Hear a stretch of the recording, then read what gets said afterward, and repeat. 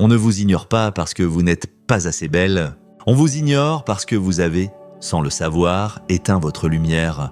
La beauté n'est pas un visage, c'est une fréquence. Et aujourd'hui, nous allons apprendre à régler la vôtre. Imaginez cette fréquence en action.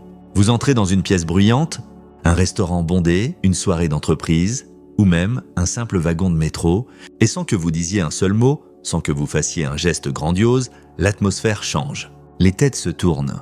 Les conversations s'apaisent imperceptiblement.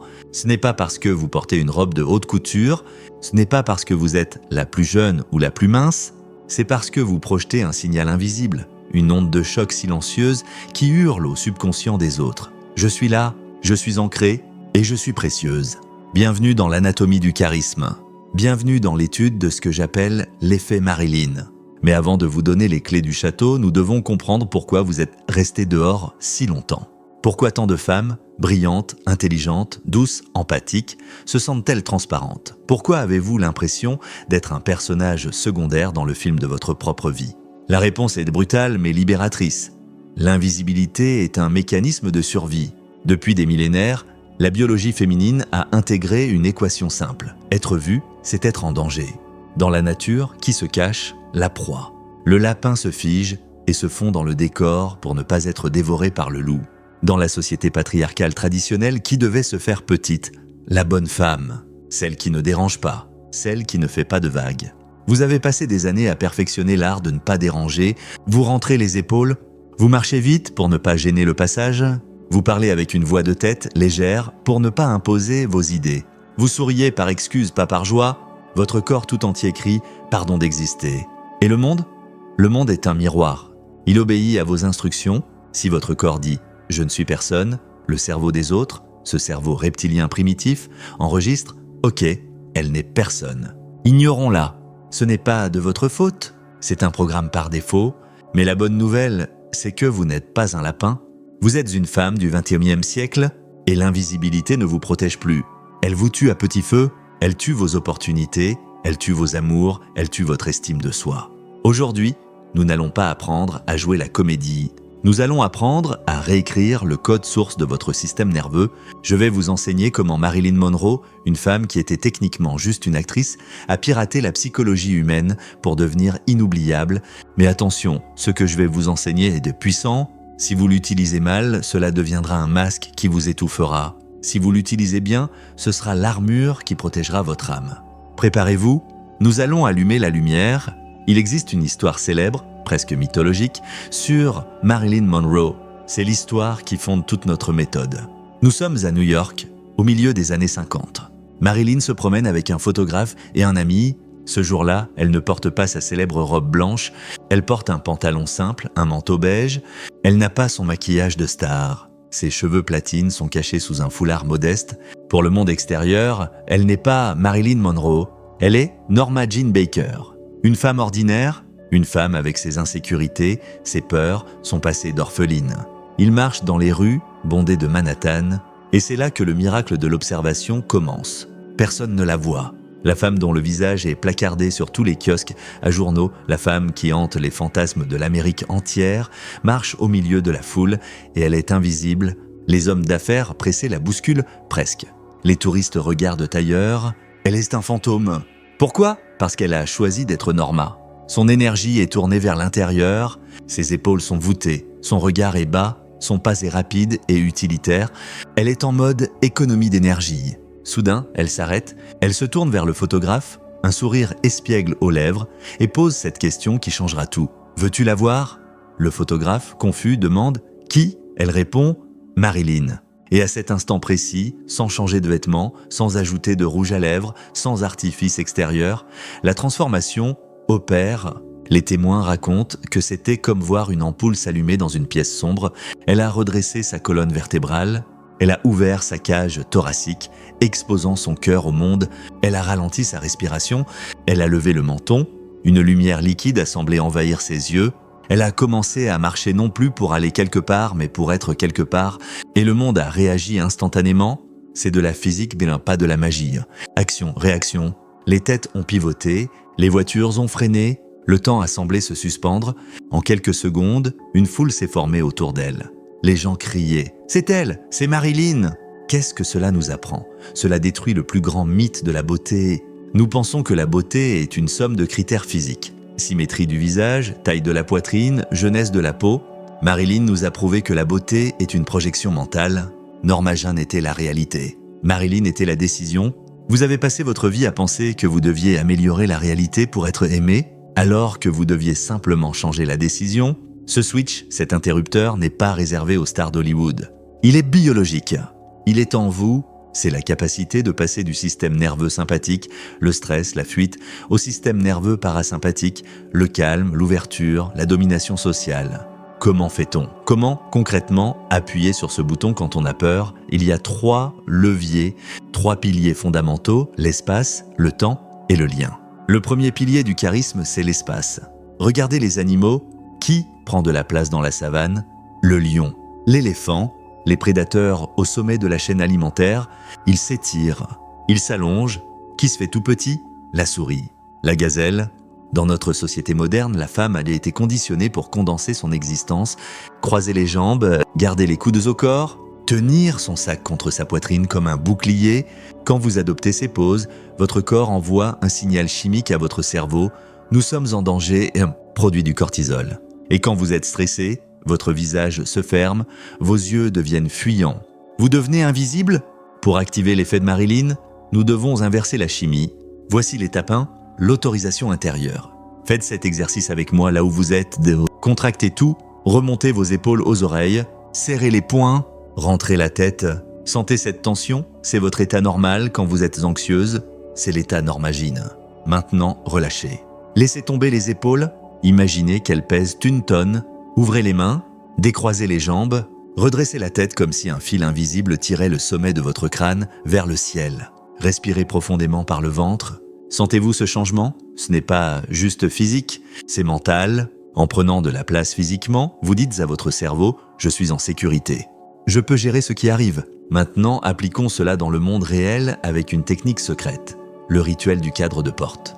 La plupart des gens entrent dans une pièce, une réunion, une fête, un restaurant, en mouvement. Ils marchent tout en cherchant une chaise, en fuyant le regard des autres. Ils se faufilent. C'est un comportement de soumission. Voici ce que vous allez faire dorénavant. Quand vous arrivez à l'entrée d'une pièce, arrêtez-vous. Juste là, dans l'encadrement de la porte, arrêtez-vous complètement pendant 2 secondes. Pas d'une deux sont inspirés. Scannez la pièce du regard, calmement, de gauche à droite. Ne cherchez pas l'approbation, cherchez simplement à voir. Laissez la pièce vous voir avant que vous ne voyiez la pièce. C'est un geste de pouvoir absolu dans l'histoire de l'humanité qui s'arrête à l'entrée et regarde le roi, la reine. Le commandant, ceux qui ont peur de déranger ne s'arrêtent jamais. En vous arrêtant, vous créez une rupture de rythme. Le cerveau reptilien des personnes présentes dans la salle va détecter cette rupture et se dire « Tiens, qui est-ce ? Ça doit être quelqu'un d'important pour oser s'arrêter ainsi. » Vous n'avez rien dit, vous n'avez rien fait d'extravagant, vous avez juste occupé l'espace. Vous avez marqué votre territoire. C'est la première étape, mais occuper l'espace ne suffit pas si vous bougez comme une proie, paniquée. Il faut maintenant maîtriser le temps. Si l'espace est le corps du charisme, le temps en est l'âme. Observez Marilyn dans ses films. Observez les grandes divas, les grands orateurs. Qu'ont-ils en commun? Ils sont lents. Pourquoi la lenteur est-elle si magnétique? Revenons à la biologie évolutive. Une proie est toujours pressée. Le lapin mange vite, regarde partout, bouge par saccades. Pourquoi? Parce qu'il a peur de mourir à chaque seconde? L'agitation est le langage de la peur. L'agitation dit « Je suis en manque. Je dois me dépêcher avant qu'on ne me prenne ma place. » Le prédateur, lui, est lent. Le lion marche avec une lourdeur délibérée. Il tourne la tête doucement. La lenteur envoie le signal ultime de pouvoir « J'ai le temps. Je contrôle mon environnement. Le monde m'attendra. » Marilyn Monroe maîtrisait la loi de la lenteur à la perfection. Elle ne parlait pas vite, elle savourait ses mots, elle ne clignait pas des yeux nerveusement, elle avait ce battement de cils lourd, presque paresseux. Voici comment vous allez l'appliquer. C'est la règle des 10%. À partir de maintenant, je veux que vous ralentissiez tout ce que vous faites de 10%. Quand vous tournez la tête parce que quelqu'un vous appelle, ne le faites pas brusquement. Faites-le doucement comme si vous étiez sous l'eau. Quand vous tendez la main pour prendre votre tasse de café, sentez le mouvement. Quand vous parlez, insérez des pauses. La pause est l'arme la plus létale du charisme. La plupart des gens ont peur du silence. Ils remplissent les vides avec des paroles inutiles. Ils ont peur que s'ils arrêtent de parler, on ne les écoute plus. C'est l'inverse. Quand vous faites une pause, vous créez une tension, vous forcez l'autre à se pencher vers vous, vous dites implicitement « ce que je vais dire est important » et vous allez attendre pour l'entendre. Une femme qui bouge lentement agit sur les hommes comme un tranquillisant puissant. Dans un monde hystérique, stressé, rapide, votre lenteur est un luxe. Votre lenteur dit « je suis un oasis de calme. Viens te reposer près de moi ». C'est cela, la vraie séduction, ce n'est pas exciter l'autre. C'est calmer le système nerveux de l'autre pour qu'il se sente bien en votre présence. Mais attention, être lente et prendre de la place peut vous faire paraître froide, distante. La reine des glaces. Marilyn n'était pas une reine des glaces, elle était incandescente, elle était chaleureuse. Il nous faut donc le troisième ingrédient, le lien. Le charisme, selon les psychologues, est l'addition de deux facteurs, compétence plus chaleur. Si vous n'avez que la compétence, on vous craint. Si vous n'avez que la chaleur, on ne vous respecte pas. Marilyn avait les deux, elle était la déesse intouchable, mais avec le sourire de la fille d'à côté. Le secret réside dans le regard. Marilyn avait ce qu'on appelait les bedroom eyes. Ses paupières étaient toujours un peu lourdes, détendues. Beaucoup de femmes, quand elles veulent me plaire, écarquillent les yeux pour montrer qu'elles sont attentives, mais des yeux écarquillés sont, biologiquement, un signe de peur ou de surprise. Des yeux détendus sont un signe de confort. Comment créer cette connexion magnétique sans dire un mot? Utilisez la technique du regard triangulaire. Imaginez que vous êtes en conversation avec quelqu'un qui vous attire. Ne fixez pas ses deux yeux en même temps. Ne regardez pas le sol. Tracez un triangle invisible sur son visage. Regardez son œil gauche pendant quelques secondes. Glissez vers son œil droit. Descendez lentement vers sa bouche, puis remontez vers les yeux. Ce petit voyage vers la bouche est crucial. Dans le langage non verbal, regarder la bouche déclenche une idée d'intimité, de sensualité. C'est une invitation subtile. Votre interlocuteur ne saura pas consciemment ce que vous faites, mais son subconscient va s'enflammer. Et voici l'astuce ultime pour terminer une interaction, la rupture de contact. C'est le moment où la plupart des femmes perdent leur pouvoir. Vous croisez le regard d'un bel inconnu, il vous regarde. Vous paniquez? Vous regardez immédiatement vers le bas. Regarder vers le bas est le signe universel de la soumission. C'est dire « tu as gagné, je suis inférieur ». À partir d'aujourd'hui, entraînez-vous à faire ceci. Quand vous devez rompre le contact visuel, faites-le latéralement, regardez lentement vers la droite ou la gauche, jamais en bas. En regardant sur le côté, vous dites « je t'ai vu, tu m'intéresses peut-être, mais j'ai aussi d'autres choses à voir là-bas, ça. Je ne suis pas soumise, je suis juste occupée ». Cela crée du mystère. Nous avons parlé de techniques, de pouvoir, de séduction. Mais je serais un mauvais guide si je ne vous parlais pas du danger. Marilyn Monroe a conquis le monde avec ce personnage. Mais elle est morte seule, brisée, à 36 ans. Pourquoi? Parce qu'elle a commis l'erreur fatale. Elle a cru que le monde ne pouvait aimer que Marilyn. Elle a écrit, dans ses carnets intimes, « Je suis une faussaire. Tout le monde aime mon personnage, mais personne ne nourrit mon âme. » Elle a laissé le masque Marilyn dévorer la petite Norma Jean. Elle ne savait plus comment l'éteindre. Elle devait être lumineuse 24h24 et cela la brûlait vive. C'est mon avertissement solennel pour vous. L'effet Marilyn est un outil, ce n'est pas votre identité. C'est un manteau royal que vous enfilez quand vous avez besoin de courage, quand vous devez négocier, séduire, affronter le monde. Mais quand vous rentrez chez vous, quand vous êtes avec vos vrais amis, avec ceux qui vous aiment, enlevez le manteau. Aimez la Norma Jean en vous, aimez celle qui est décoiffée, celle qui pleure devant un film, celle qui a des doutes. Votre but n'est pas de tuer Norma pour devenir une icône de plastique. Votre but est d'être une femme complète, une femme qui possède la vulnérabilité de Norma était, la puissance de Marilyn.